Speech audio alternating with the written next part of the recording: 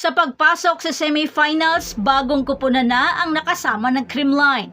Ang mga lumalakas na Choco Mucho Flying Titans at Cheritigo Crossovers. At hinihintay na lamang nila ang huling makakapasok sa semis. Sino kaya ang huling kupunan ang makikipagbardagulan? Ikaw, sino sa tingin mo?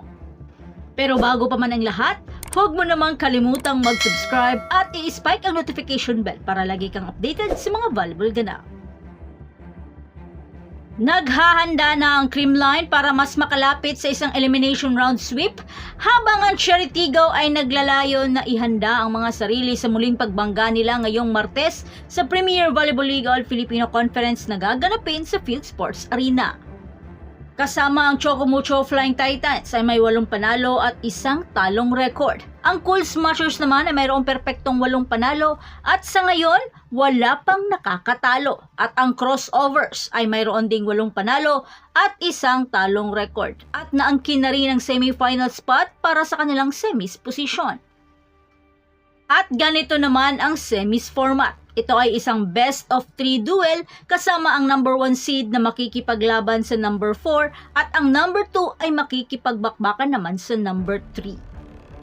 Samantala, ang Signal sa ngayon ay mayroong 7 panalo at 3 talong record, habang ang Petrogas ay may 6 na panalo at 4 na ang talong record. Ang PLDT naman ay naghihingalo na mayroong 5 panalo at 4 na ang talong record. Sila naman ngayon ang maglalaban-laban para sa huling pwesto sa semifinals. Umaasa ang Creamline na walisin at makuha ang momentum sa semis kung saan makikita ang makasaysayang 13 sunod na podium finish at isa pang sweep record sa liga. At ito naman ang ika-7 kampyonato kung sakaling makuha nila ito ngayong conference. Ang bakbakan ng Creamline at Cheritigo ay magaganap sa November 28 alas 6 ng gabi na gaganapin sa Field Sports Arena. Ngunit para kay Coach Sherwin Meneses, taking it a game at a time.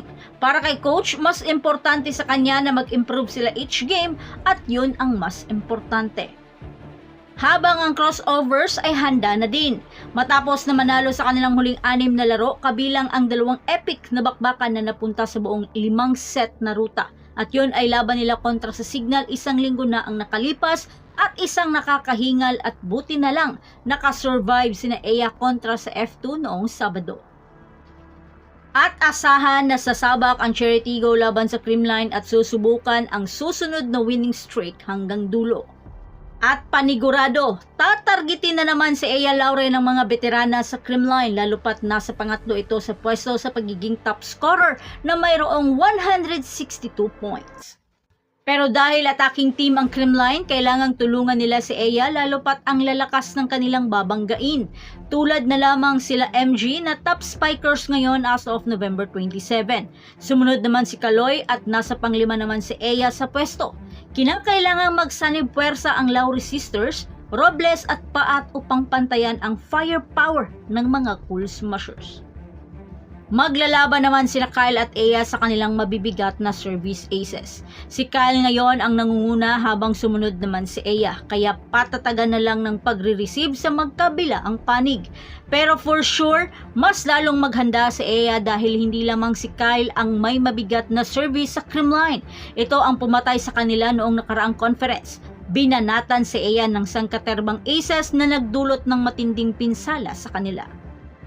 Sinusubukan ding iposisyon ng maayos ang Choco Mucho bago man ang kupo ng Jerflor, pero hindi pa rin ipagsawalang bahala kahit pa wala pa itong naipanalong laban at maghaharap sila sa alas 4 ng hapon. Kukumplituhin ng Farm Fresh ay 1 panalo at 8 talong record laban sa Galleries High Risers na mayroong 8 talong record sa alas 2 ng hapon. So that's it. Thanks for supporting this channel and please don't forget to like and subscribe and spike the notification bell para lagi kang updated sa mga valuable ganap. And thanks for watching.